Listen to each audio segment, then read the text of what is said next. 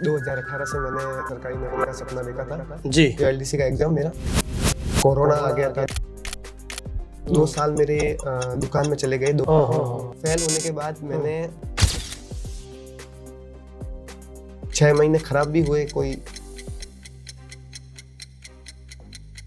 आपकी रैंक क्या थी आरबीसी सेकंड ग्रेड में? 89 रैंक थी। आपकी जो test series unit wise test series sir से इतना फायदा हुआ कि मैं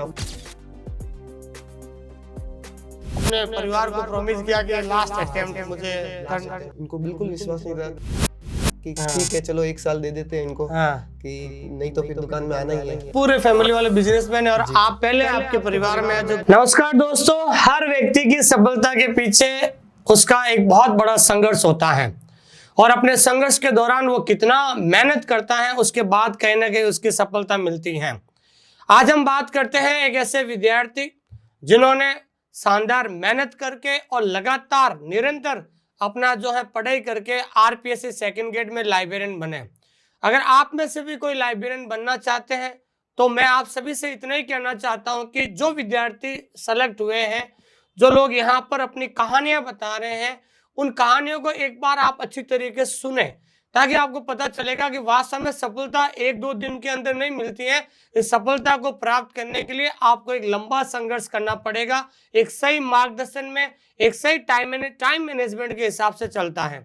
तो आइए आज हम बात करते हैं हमारे पॉडकास्ट में एक ऐसे विद्यार्थी जिनका नाम है संजय माली। तो संजय माली, आपका स्वागत है। बहुत बहुत धन्यवाद। संजय माली, सबसे पहले तो ये बताओ कि आप कहाँ से हो? सर मैं प्रॉपर सिरोही से हूँ और मेरा जो 2018 से मैंने अपनी सरकारी नौकरी का सपना देखा था जी। तो पहला मेरा जो एग्जाम था वो एलडीसी था। अच्छा। तो सर पहले जब इतना नॉलेज नहीं था कि क्या सोर्स है क्या है, बस पहले इतना सपना देख रखा था कि किसी भी प्रकार से सरकारी नौकरी अपने को लेनी है। तो 2018 से मैंने ये स्टार्ट किया था। तो 2018 में इतना सोर्स का नॉलेज नहीं होने के कारण वो एलडीसी का एग्जाम मेरे जो गाइड से निकल नहीं पाया, क्योंकि पहले इतना पता नहीं होता, हम गाइड से तैयारी कर लेते हैं और गाइड जो है वो पूरा सोर्स जो है होती नहीं।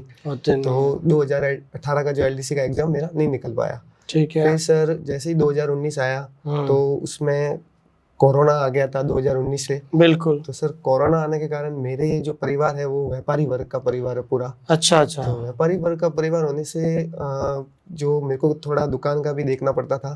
तो जैसे ही कोरोना आ गया तो दुकान की सीजन जो है वो बढ़ गई थी। दुकानों का जो किराना का सामान है उसमें थोड़ी जो टाइमिंग हो गया था कि इतने बजे से इतने बजे तक। तो आपको फैमिली का सपोर्ट भी करना था। तो 2 साल मेरे दुकान में चले गए 2019 और 20। तो सर उसमें थोड़ी पढ़ाई का एक कह सकते हैं सीक्वेंस टूट गया था, ब्रेक आ गया था। लेकिन सपना तो फिर वो सपना ही था पहले से ही। फिर सर मैंने सोचा, फिर मैंने ग्रेजुएशन मेरी कंप्लीट हो चुकी थी तब तक। ठीक है। फिर मैंने सर मेरे को थोड़ा शिक्षक बनने का भी थोड़ी रुचि थी पहले से ही। अच्छा। तो मैंने सोचा कि बीएड कर लूं। बीएड कर लूं। तो सर मैंने बीएड का फॉर्म भरा और पीटीटी का एग्जाम दिया तो पास में ही मुझे कॉलेज मिल गया था।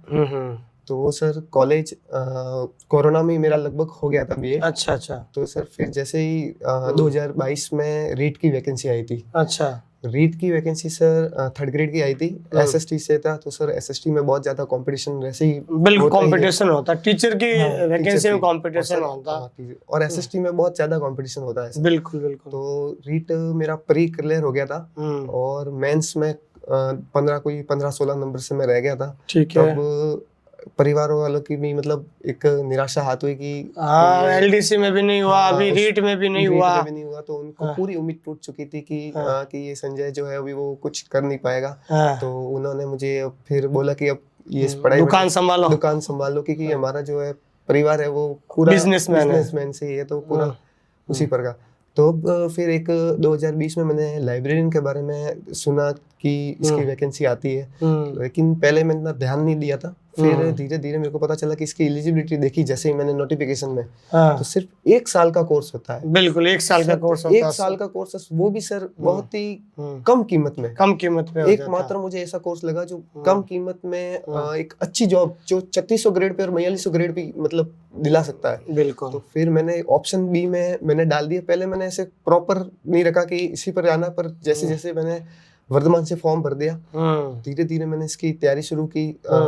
फिर कैसे भी करके मैंने ये वर्धमान से BLS का जो है एग्जाम दे दिया और मेरा डिग्री जो है वो 2022 में कंप्लीट हो गया। कंप्लीट हो गया था। बीएड मतलब बीएड भी इधर बीएड भी हो गई थी आपकी और इधर BLS भी हो गई थी, लेकिन आपने फिर रास्ता लाइब्रेरियन का चुना था, टीचर में नहीं, टीचर की तरफ नहीं गए। रीट फेल होने के बाद मैंने लाइब्रेरियन पर पूरा फोकस किया। जैसे ही लाइब्रेरियन की तैयारी शुरू की तो पहले कुछ पता नहीं था कि कहाँ से पढ़े, क्या पढ़े, कैसे पढ़े। तो कई बार पहले थोड़ा भटकाव भी हुआ, कई नोट्स भी लाए, कई और अदर सोर्स भी देखे यूट्यूब पे, और पर कुछ इतना पता चल नहीं पाया। तो 6 महीने खराब भी हुए कोई किसी नोट्स के चक्कर में और इधर उधर। फिर सर मैंने जैसे ही मैं आपको सर्च कर रहा था तो आपका मुझे एक क्लास दिखी यूट्यूब पे। हाँ, यूट्यूब पे जैसे ही सर आपकी जो क्लास दिखी, जैसे ही मुझे एक रुचि उत्पन्न हुई सर। हाँ, वो एक आपको एक तरीका पता चल गया है कि लाइब्रेरी साइंस के टॉपिक को कैसे पढ़ना है। जैसे ही आपने पढ़ाया तो मेरे को थोड़ा जो बोरिंग सब्जेक्ट लग रहा था मुझे, तो वो थोड़ा इंटरेस्ट। हाँ, ये तो कई बार संजय मैं रोकना चाहूंगा, ये तो कई बार मुझे स्टूडेंट्स कहते हैं कि सर जो आप पढ़ा रहे हैं ना सर, वो एक इंटरेस्ट पैदा हो जाता है, पता नहीं आपकी जुबान पे सरस्वती माँ बैठी है क्या है। तो मैं स्टूडेंट्स को कहता हूँ कि मैंने भी बहुत लंबा संघर्ष किया था। लाइब्रेरियन बनने से पहले मैं भी प्राइवेट स्कूल में जो है इंग्लिश का लेक्चरर था, तो पढ़ाने की स्किल जो डेवलपमेंट वहाँ से हो गई थी, फिर यहाँ से मैंने इसको पढ़ाना शुरू किया था। तो आप अभी रिसेंटली 2nd ग्रेड में लाइब्रेरियन बने, तो अब आपको पोस्टिंग मिल गई है। पोस्टिंग कहाँ मिली आपको? सर मेरी सिरोही से नजदीक 26-27 किलोमीटर दूर कोजरा गांव है। अच्छा, वहाँ पर मेरे को पोस्टिंग मिली है। अच्छा, आपके घर से 26-27 किलोमीटर, बहुत भाग्यशाली है। आपकी रैंक क्या थी आरपीएससी 2nd ग्रेड में? आरपीएससी में लाइब्रेरी 2nd ग्रेड में जो रैंक थी 89 रैंक थी। अच्छा। और मैं बताना चाहता हूँ कि जो रिजल्ट में जो है वो डेट ऑफ बर्थ वो मेरी ही डेट ऑफ बर्थ है जनरल कैटेगरी में। जनरल के सबसे लास्ट में आप ही थे। जो सर मार्क्स है जनरल कैटेगरी के जो कट ऑफ गई है वो मेरे ही मार्क्स है 223.23। अरे वाह, बहुत बढ़िया, बहुत अच्छी बात है। जनरल कैटेगरी से आपका हो गया, घर के पास आपको जॉब मिल गई, ये बहुत बड़ी खुशी की बात है। आपकी फैमिली में आपके अलावा कोई जॉब है क्या, गवर्नमेंट जॉब? सर हमारे पूरे परिवार में ना तो किसी की जॉब है, सारे ही बिजनेसमैन है। और वो जैसे ही लंबा टाइम गुजरता है तो फिर परिवार वाले सोचते हैं कि टाइम खराब कर रहा है या इसी प्रकार का सोचते हैं। तो मैंने पिताजी से परमिशन ली कि ये मेरा लास्ट अटेम्प्ट रहेगा। अच्छा, लाइब्रेरी 2nd ग्रेड का। बिल्कुल। तो जैसे ही फिर 1 साल मैंने लाइब्रेरी ज्वाइन किया और जैसे ही फिर आपका पता चला, मैंने तुरंत आपका सब्सक्रिप्शन लेके और जैसे ही मैंने नोट्स बनाने शुरू किए हाथ से, जैसे ही इसको एक बार लिखा थोड़े समझ में आए, दूसरी बार पढ़ा, तीसरी बार पढ़ा, 4 बार 5 बार पढ़ते गया। फिर मैंने रफ में खुद वापस लिखना शुरू किया। रफ कॉपी में जैसे सारनियां हो गई, टेबल्स हो गई, वो कुछ चीजें जो फैक्चुअल चीजें होती है, बार बार लिखने के याद, मतलब उनको लिख के याद करने से मतलब चीजें जो है वो दिमाग में बैठने लगी। फिर आपकी जो test series, unit wise test series, topic wise test series, sir उससे इतना फायदा हुआ कि मैं आपको बोल नहीं सकता। आपका बहुत उसमें टॉपिक वाइज टेस्ट सीरीज में कई बार नए सवाल भी मैं डालता रहता था। जैसे भी आपके नए सवाल में नया कोई मेरे को मिलता था तो मैं सीधा वो टॉपिक में जोड़ देता। ये बहुत अच्छी बात है कि मैं हमेशा ये कहता हूँ कि कोई भी टॉपिक का आप कंटेंट लिखते हो उसके बाद हमेशा 2-3 पेज छोड़ दिया करो, ताकि इन फ्यूचर आपको उस टॉपिक से संबंधित कोई चीज मिले अच्छी, तो उसको आप नोट डाउन कर सकते हैं। तो आप ऑल ओवर राजस्थान में आपकी 89 रैंक थे। और दूसरी बात ये, जब आप LDC में भी सिलेक्शन नहीं हुआ, फिर रीट में भी सिलेक्शन नहीं हुआ, तो कहीं ना कहीं निराशा आपको भी लगी, पेरेंट्स भी, क्योंकि आप बता रहे हैं कि आपकी फैमिली बिजनेस करती है, तो वो ये चाहते थे कि अब 2 बार कोशिश कर लिए, तू आजा दुकान पे बैठ जा। दुकान में जरूरत भी थी। हाँ, जरूरत होती है, बिजनेस सेटअप था तो उस हिसाब से। बिजनेस सेटअप था तो जरूरत थी, बिल्कुल, बहुत अच्छी बात है। तो फिर आपने अपने परिवार को प्रॉमिस किया कि लास्ट अटेम्प्ट मुझे दे दीजिए। तो उनको बिल्कुल विश्वास नहीं था कि ठीक है चलो 1 साल दे देते हैं इनको, कि नहीं तो फिर दुकान में आना ही है।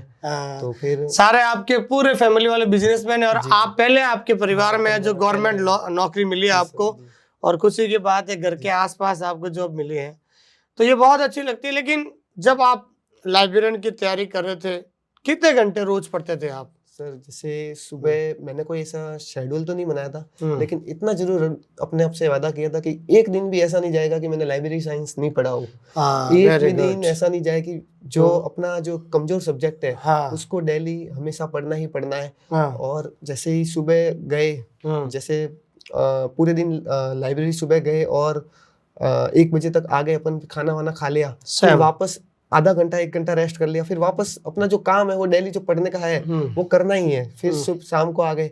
तो ऐसा है कि मतलब कोई ऐसा कोई टाइमिंग फिक्स मैंने बना के नहीं रखा था कि ऐसा जब भी इच्छा होती थी पढ़ना शुरू हो जाते थे। बस ये है कि कभी टाइम व्यर्थ नहीं गवाया, सोशल मीडिया में ज्यादा टाइम नहीं खराब करता था, खराब नहीं किया तो सोशल मीडिया में। और जैसे स्पोर्ट्स की भी रुचि थी तो भी फिर भी स्पोर्ट्स भी नहीं खेला, ताकि जीके का पोर्शन भी बहुत ज्यादा लंबा था। सेकंड ग्रेड का जो फर्स्ट पेपर जो है उसका जो लेंथी सिलेबस आता है, मेरे को सिलेबस जो हार्ड लगता था, जो भी टॉपिक हार्ड लगते थे उनको मैंने थोड़ा ज्यादा टाइम दिया। बस वही होता है। मैं खुद भी बताना चाहता हूँ कि एनवीएस की वैकेंसी आई थी 2019 में, तो उसमें मैं भी तैयारी कर रहा था। पता नहीं जब मैं तैयारी कर रहा था कंप्यूटर का रिवीजन नहीं कर पाया था 15-20 दिन, और दुर्भाग्य ऐसा है कि कंप्यूटर के 10 सवाल आ गए, मैंने अटेंड किए, 3 ही सवाल से 7 गलत हो गए। फिर पता चला कि अरे यार एक भी यूनिट को छोड़ना ये सबसे बड़ी मूर्खता होगी। कई बार स्टूडेंट पूछते हैं कि सर इसमें से कौन सा टॉपिक ज्यादा पढ़े या किस यूनिट में से सबसे ज्यादा क्वेश्चन आते हैं, तो मैं स्टूडेंट कहता हूँ इसकी कोई गारंटी नहीं है, मैं भुगतभोगी हूँ। मुझे पता था, मैंने कंप्यूटर गलती से पढ़ नहीं पाया या मिस हो गया था, रिविजन नहीं कर पाया था, और वो देखो आज अगर मैं उस समय कंप्यूटर में ये 2-4 सवाल और हो जाते तो मैं एनवीएस में सेलेक्ट हो जाता। लेकिन कोई नहीं, जो होता अच्छा होता है। लेकिन आपने लगातार प्रयास किया और ये प्रयास आपको सफलता में बदल दिया, ये बहुत बड़ी बात है। और एक बहुत भाग्यशाली है कि आपकी फैमिली में आप पहले गवर्नमेंट लाइब्रेरियन बने, ये बहुत अच्छी बात है। और दूसरा ये होता कि पढ़ने के अलावा आपकी हॉबी जो क्या कहते थे आप? सर म्यूजिक लिसनिंग है। अच्छा, संगीत आपको सुनना पसंद है। संगीत में आप क्या ये जो बॉलीवुड हॉलीवुड क्या सुनना पसंद? सभी प्रकार पुराने हैं, फोक सॉन्ग है, और इसके अलावा बॉलीवुड के भी है। भजन भी सुनते थे आप? भजन भी, मतलब ऑलराउंडर। अच्छा, म्यूजिक का तो मुझे भी अक्सर शौक रहता है, मुझे सभी प्रकार के म्यूजिक जो है पसंद है। कई बार कभी कोई मेरे साथ बैठता है तो वो 1900 पुराने सॉन्ग भी और नए सॉन्ग भी सुनते हैं। अच्छी बात है, क्योंकि हॉबी होना बहुत ज्यादा जरूरी है। क्योंकि एक आपकी जो हॉबी होती है ना, वो कहीं ना कहीं आपको हमेशा बहुत सारी चीजें सिखाती है। आपका जो फुर्सत का समय है वो निकाल देते, नहीं तो आप अकेले बैठे बैठे बोर हो जाते हैं। जैसे ही सर लाइब्रेरी में थोड़ा बोर हो जाते थे, सब्जेक्ट क्योंकि बहुत लेंथी था, होता था। म्यूजिक सुन लेते थे थोड़ी देर। हाँ, इससे थोड़ा माइंड रिफ्रेश हो जाता है, क्योंकि आप लगातार आप कितने पढ़ोगे, आप थोड़ा माइंड को भी आराम देने की जरूरत होती है।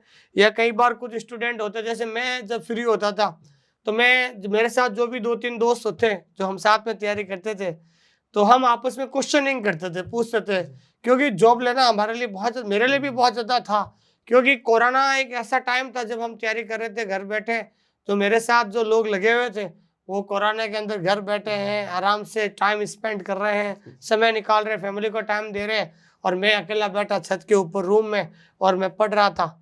मेरी फैमिली, जो मेरी वाइफ और 2 बच्चे कमरे के नीचे वाले रूम में बैठे थे और मैं अकेला वहाँ पर बैठा था। जब भी मुझे टाइम मिलता था मैं उनके साथ समय बिताता था, और इस तरीके से समय निकाला। वो दौर जो मैंने जो देखा है, मैं नहीं चाहता हूँ और भगवान से प्रार्थना करता हूँ कि वो दौर मेरे अलावा भविष्य में कोई विद्यार्थी नहीं देखे। क्योंकि मैं प्राइवेट स्कूल में पढ़ाता था, सब कुछ ओपन था, लेकिन एजुकेशन इंस्टीट्यूट सारे बंद थे। 1.5 साल घर पे बैठा। हालांकि ईश्वर की कृपा थी, मेरे फादर गवर्नमेंट जॉब में थे उस समय, तो जो भी जरूरत थी, जो पैसा की जरूरत थी, वो मुझे उपलब्ध कराते थे, मेरा निकल गया था। लेकिन आप बताओ कि अगर मेरे पापा गवर्नमेंट जॉब में नहीं होते, मेरे पापा गांव में और मैं यहाँ जोधपुर सिटी में, मकान का किराया भी देना और सब कुछ बंद था। लेकिन कहीं ना कहीं जो संघर्ष मैंने देखा, वो कई बार मैं इसका जिक्र भी करता हूँ ताकि स्टूडेंट को पता चले, और आपने भी अपने संघर्ष की कहानी सुनी थी। और सबसे बड़ी बात यह कि जब आप लाइब्रेरी में पढ़ते थे, जब बोर होते थे, संगीत भी सुनते थे, लेकिन जब आपका सिलेक्शन हुआ था, रिजल्ट आया था, उस समय आप कहाँ पर थे और आपका पहला रिएक्शन क्या था, प्रतिक्रिया क्या थी? सर मैं फरवरी में 16 फरवरी को एग्जाम हुआ था। इसके बाद सर पापा ने मुझे बोल दिया था कि दुकान में आना है। ठीक है, क्योंकि वो जो वैलिडिटी थी वो मेरी खत्म हो गई थी। ठीक है, तो फिर मैंने आगे ही 3rd ग्रेड का एग्जाम था, तो पापा से मैंने एक और परमिशन मानी कि मतलब 3rd ग्रेड का एग्जाम जो है वो एक बार ये भी मतलब होने वाला ही था। जुलाई में होने वाला, फरवरी से जुलाई तो 4-5 महीने का था। एक और मौका दे दीजिए, तो वो मौका मेरे को नहीं दे रहे थे, इसलिए मैं सिरोही छोड़ के और आबू रोड की साइड चला गया था। मैंने सोचा कि वहाँ फैमिली थोड़ा, हाँ मतलब वो कॉन्फिडेंस नहीं था कि मेरा सेकंड ग्रेड में हो जाएगा। पेपर थोड़ा, क्योंकि हमने भी मेरिट जो है ना 60% बताई थी, क्योंकि बच्चे जिस तरीके से नंबर बता रहे थे, हमने आरपीएससी सेकंड ग्रेड 60% बताई थी जनरल की, जबकि मेरिट रही थी 55%। तो उस समय बहुत सारे विद्यार्थियों को विश्वास नहीं था होगा कि नहीं होगा।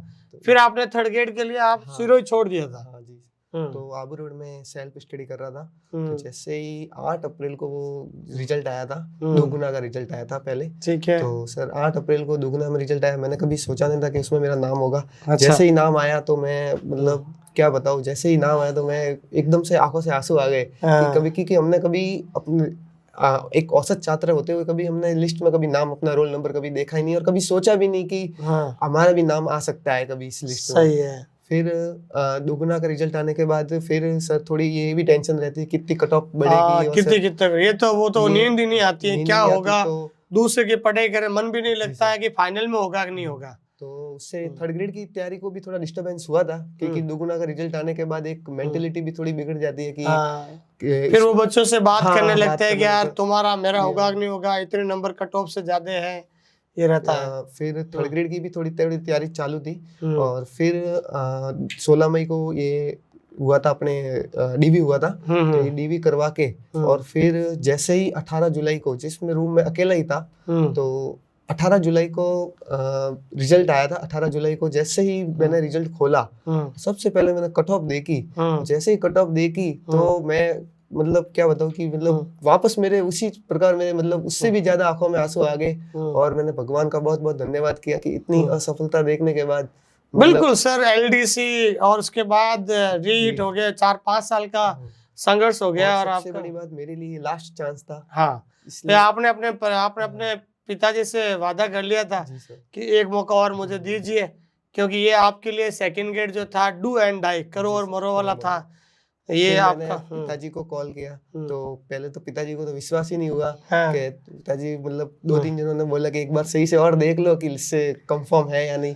तो 2-3 बार और कंफर्म करके देखा तो घर में फिर खुशी का माहौल बन गया। ये बहुत बड़ी बात है कि आपका पूरा परिवार बिजनेस में रहा है। आपका पहला लाइब्रेरी में सिलेक्शन होना, ये कहीं ना कहीं आने वाली जो पीढ़ियां है उसको कहीं ना कहीं प्रेरित करेगा, आपके परिवार में, आपके आसपास के।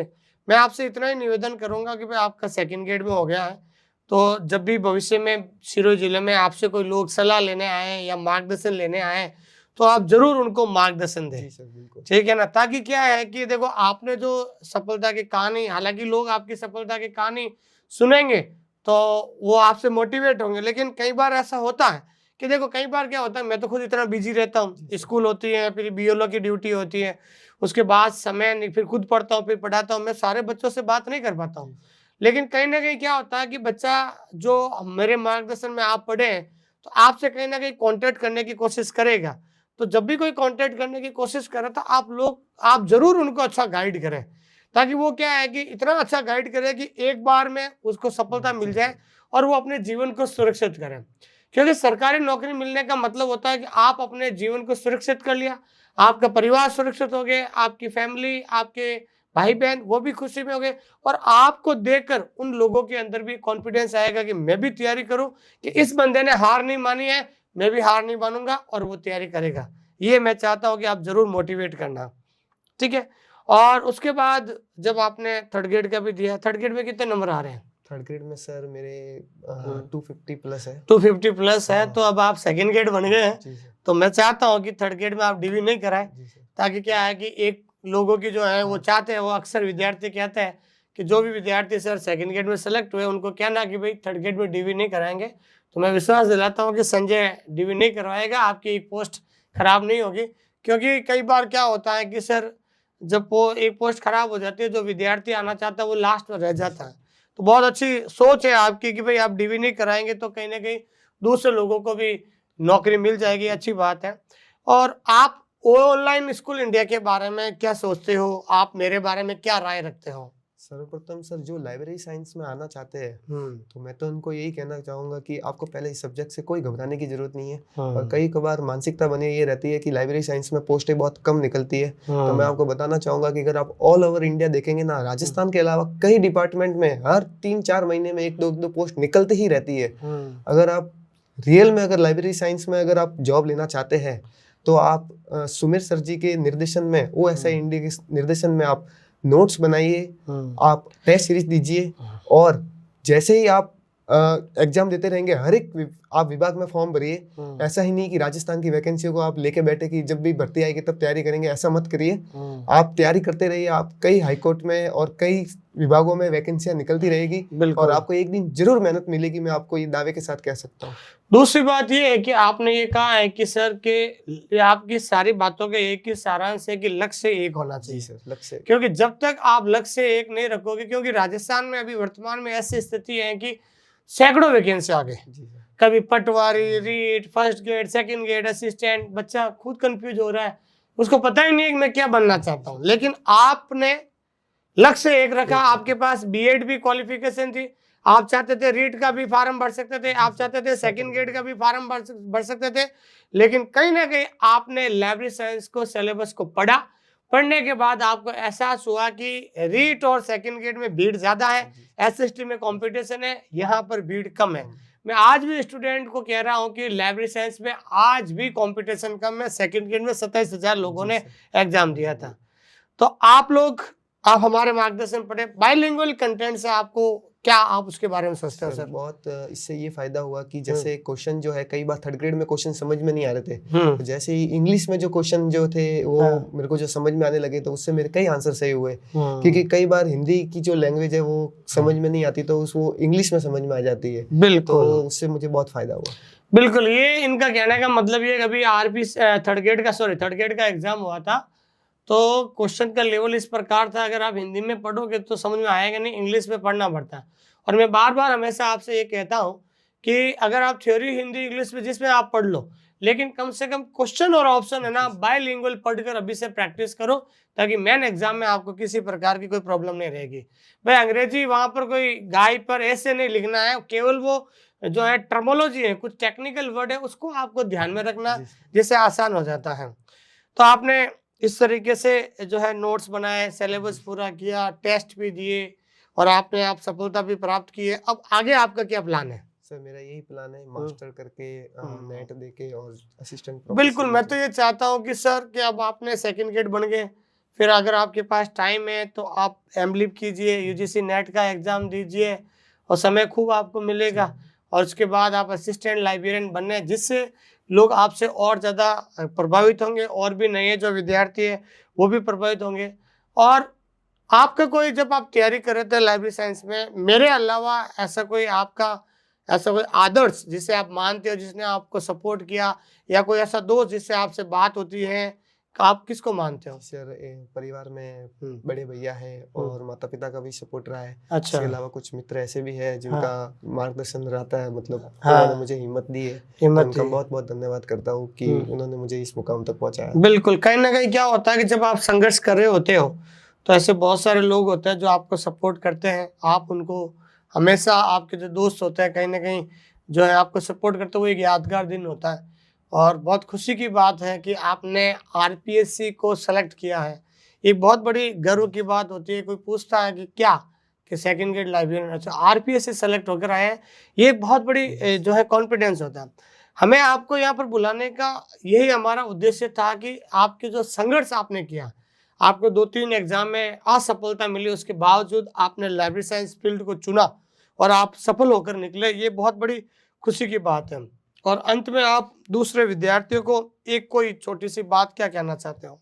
सर मैं यही कहना चाहूंगा कि आप एक लक्ष्य बनाइए। क्योंकि कुछ लड़के ये गलती कर रहे हैं कि जैसे उनके पास बीएलएस तो होता है, पर वो क्या करते हैं कि जैसे ही लाइब्रेरी वैकेंसी आती है 2 महीने पढ़ के लाइब्रेरी साइंस का एग्जाम देते हैं और फिर पटवार में लग जाते हैं और कई बार वीडियो में लग जाते हैं, मतलब अलग अलग भटकाव की दृष्टि बनी रहती है। तो आप एक ही तैयारी करें और सबसे बढ़िया जो सर के जो नोट्स है उनको बार बार लिखिए। और जैसे कुछ सारणियां बहुत सारी है जो लाइब्रेरी साइंस में कई वो जो फैक्चुअल जो फैक्ट वाली चीजें होती है, वो आप सारी सारणियां उनको बार बार लिख कर प्रैक्टिस कीजिए। आप सारी सारणियां एक नोटबुक में लिख लीजिए, सारी जितनी भी सारणियां हैं उसको आप डेली पढ़िए, वो ऑटोमेटिकली आपके दिमाग में फिट हो जाएगी। हाँ, और सबसे इम्पोर्टेंट बात ये है कि लाइब्रेरी साइंस के अंदर जो होता है, सबसे महत्वपूर्ण जो पार्ट होता है वो होता है नॉलेज ऑर्गेनाइजेशन। जिसके अंदर क्लासिफिकेशन और कैटलॉगिंग। तो क्लासिफिकेशन और कैटलॉगिंग को कैसे इम्प्रूवमेंट किया? सर क्लासिफिकेशन और कैटलॉगिंग सब मेरे लिए थोड़ा शुरुआत में हार्ड लग रहा था कि सारे हो जाएंगे, क्योंकि इसका मैटर भी इतना वो मिल नहीं पाता। लेकिन जैसे ही सर मैंने आपकी टेस्ट सीरीज लगाई तो मुझे वो इतना आसान हो गया कि मतलब वो आपको ये पता चल गया कि भाई क्लासिफिकेशन में सवाल कैसे बनते हैं, उसको अटेंड कैसे करना होता है। तो क्लासिफिकेशन और कैटलॉगिंग की जो मैंने आपकी test series unit wise topic wise जो मैंने लगाए, इसके बाद मुझे इतना विश्वास हो गया कि क्वेश्चन आएगा तो मैं कर ही लूंगा, अगर मैंने नहीं किया तो वो कोई नहीं करेगा। बिल्कुल, ये मैं अक्सर कई बार स्टूडेंट को कहता हूँ कि जो पेपर में 100 सवाल आते हैं, आप मेरे पढ़ाए हुए आपको 80% मिल जाएंगे। उन 80 सवाल को अटेंड कीजिए, नेगेटिव निकाल के अगर आप 65 से 70 सवाल सही कर लेते हैं तो लाइब्रेरियन बनने में आपको दुनिया की कोई ताकत नहीं रोक सकती है। और सबसे बड़ी बात यह है कि जब आप लंबे समय से तैयारी करते हो और कोई नया सवाल आता है, अगर वो समझ लीजिए वो सवाल अगर आपको नहीं आता है तो समझ लेना किसी को नहीं आता है, उस सवाल को ड्रॉप करना ही सबसे बड़ी समझदारी रहती है। इस चीज को आप मानते नहीं मानते? सही है ना? और तो आज के हमारे पॉडकास्ट में संजय माली जो सिरोही जिले से है और 89 रैंक ला कर इन्होंने अपने जीवन में सफलता प्राप्त की है, और मुझे खुशी होती है कि ऐसे विद्यार्थी जो हमारे मार्गदर्शन में पढ़े। और हमारा एक सिद्धांत है कि हमारा मार्गदर्शन आपकी मेहनत, मार्गदर्शन और मेहनत जब दोनों मिल जाती हैं तो आपकी सफलता सुनिश्चित है। तो संजय माली, आपका पुनः इस क्लास में स्वागत है, और मैं उम्मीद करता हूं कि जल्द कोई ना कोई जो है और एक और सफलता आप हासिल करें।